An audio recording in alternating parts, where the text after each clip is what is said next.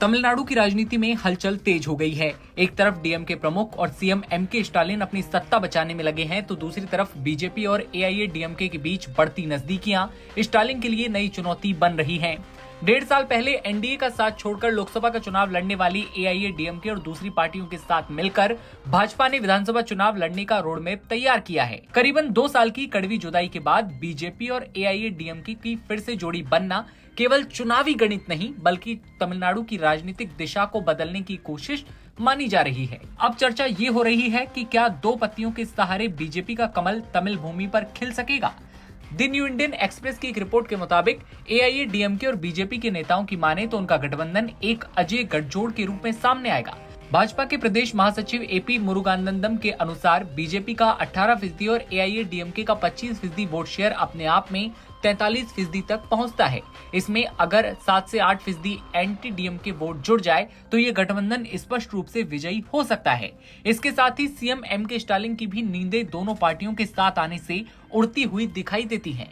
तमिलनाडु में जब बीजेपी और एआईएडीएमके साथ आई तो पीएम ने ट्वीट करते हुए लिखा कि तमिलनाडु की प्रगति के लिए एकजुट होकर काम करें। मुझे खुशी है कि एआईएडीएमके एनडीए परिवार में शामिल हो गई है। अपने अन्य एनडीए सहयोगियों के साथ मिलकर हम तमिलनाडु को प्रगति की नई ऊंचाइयों पर ले जाएंगे और राज्य की पूरी लगन से सेवा करेंगे। हम एक ऐसी सरकार सुनिश्चित करेंगे जो महान एमजीआर और जयललिता जी के सपने को पूरा करे। तमिलनाडु की प्रगति और तमिल संस्कृति की विशेषता को बनाए रखने के लिए ये महत्वपूर्ण है कि भ्रष्ट और विभाजनकारी डीएमके को जल्द से जल्द उखाड़ फेंका जाए, जो हमारा गठबंधन करेगा। डीएमके को भ्रष्ट और विभाजनकारी बताते हुए पीएम ने उखाड़ फेंकने की बात की। साफ इशारा किया कि गठबंधन मजबूती से एमके स्टालिन की सरकार को इस बार तगड़ा झटका लगाएगा। आंकड़ों की बात करें तो 2021 के विधानसभा चुनाव से लेकर 2024 के लोकसभा चुनाव तक 3 सालों में सत्तारूढ़ डीएमके के वोट बैंक में 6% से ज्यादा की गिरावट देखी गई और अन्नाद्रमुक को साथ लेकर भाजपा को इसमें उम्मीद दिखती है। इसके पीछे कारण है कि इस दौरान भाजपा के वोट में करीब 3 गुना बढ़ोतरी हुई है। ऐसे में सवाल ये कि तमिलनाडु में विजय पथ पर एनडीए है। वैसे दोनों दल के नेताओं के सुर इस बार संयमित हैं। मतभेदों के बाद ये सहमति बनी है। एक रणनीतिक कदम तो है, लेकिन इसमें सियासी मजबूरियां भी छिपी हैं।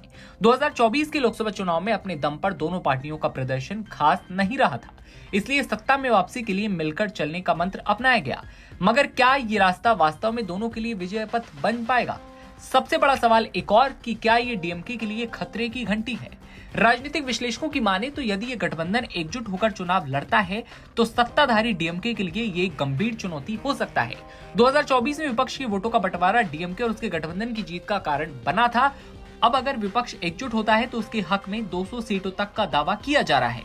वैसे ये बात भी सच है कि डीएमके भी इस गठबंधन को हल्के में नहीं ले रही। एमके स्टालिन की पार्टी सतर्क हो चुकी है, लेकिन 2026 का चुनाव आने तक ये सियासी तस्वीर कैसी होगी, ये कहना अभी के लिए एक बहुत बड़ा सवाल है। ऐसे में तमिलनाडु की राजनीति पर आपका क्या सोचना है, कमेंट सेक्शन में बताइए। और देश दुनिया की तमाम खबरों के लिए आप बने रहिए एनबीटी ऑनलाइन के साथ।